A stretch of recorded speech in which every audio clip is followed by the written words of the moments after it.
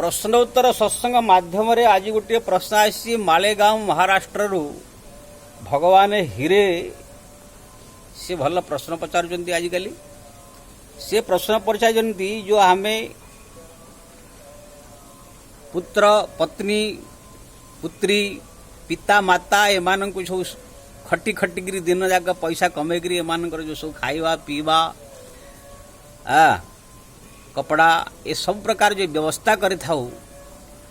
कौन ये पूर्व जन्मर ऋणी थिलु आम सोड़ा ऋण गुड़ाक सब आम सब परिशोध करूँ ना कौन ये कहीं से तो किसी करना से तो घरे खाली बसी था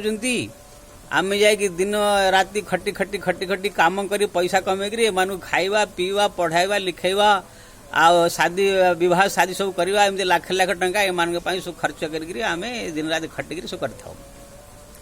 तो कौन पूर्व जन्मर आम ए समस्त ऋणी थिलु तेणुक ये करा पड़ी से प्रश्न पचार बहुत सुंदर प्रश्न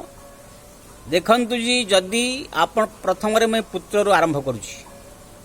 जदि आपण को पुत्र जन्म है घरे जदि से पुत्र पुत्र आप बहुत खर्च पानी करेंगे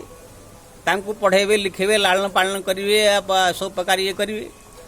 टंका पैसा बहुत खर्च हम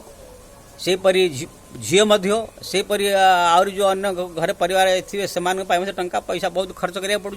पालन लालन करा पड़ू जदि से पुओटा सुपुत्र बाहरला सुपुत्र माने पिता माता सेवा करिया वाला पिता माता आज्ञा पालन करिया वाला पिता माता नाटा को सारा संसार रे रोषण करिया वाला कोई साधु संत भक्त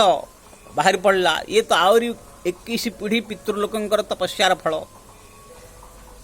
यानी समाज रे मध्य नाम घरे मध्य नाम गाँव मध्य नाम आ पिता माता को सब प्रकार सुख दया कर एमती पुत्र जदि प्राप्त है ताहले आपण तांको ऋणानुबंध बोली भाविबेनी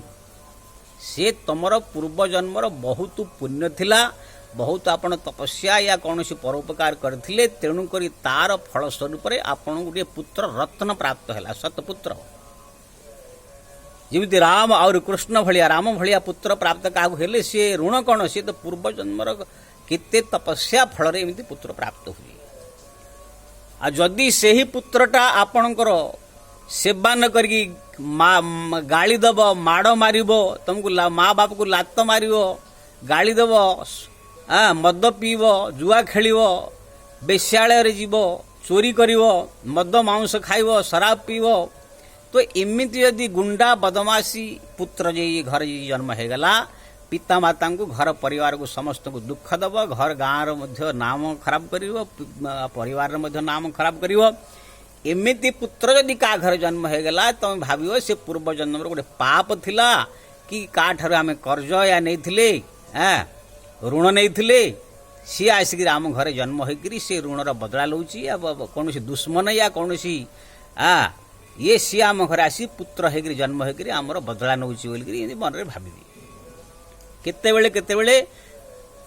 दुश्मन जो शत्रु पूर्व जन्मर सी मध्य घरे आसिक पुत्र होकर जन्म होकर बदला नौचंती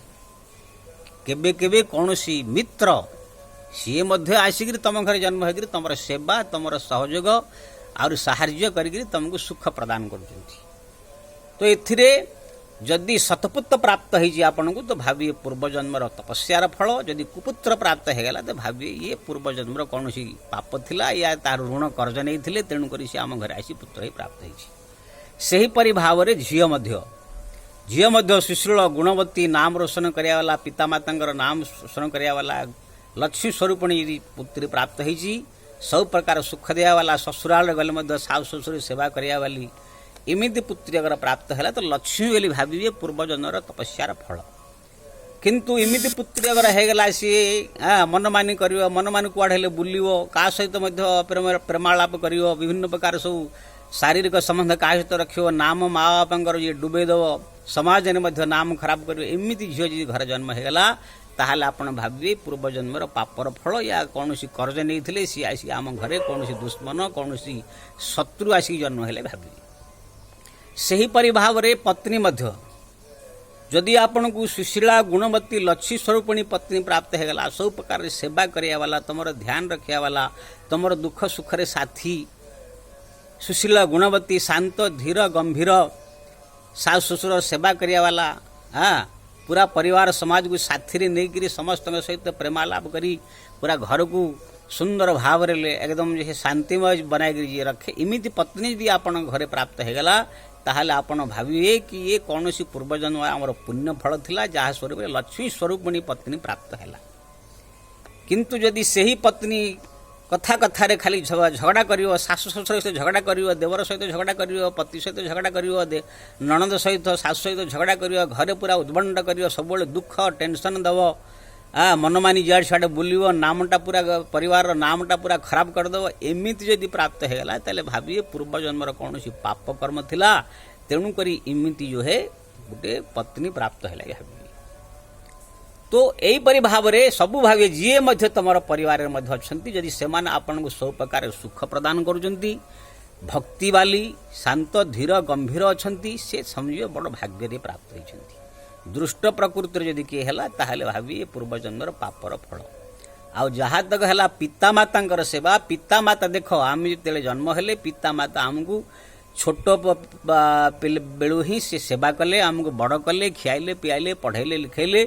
तेणुक से आमर बहुत परोपकारी तेणुक से जिते बुढ़ा हो सेमानकर सेवा करवा तांकर सब प्रकार जरूरत पूरा करिया आमर मध्य कर्तव्य ये कौन सी पूर्वजन्म आम ऋणी थे ये जन्मर आम ऋणी से आम बोली आमे मध्य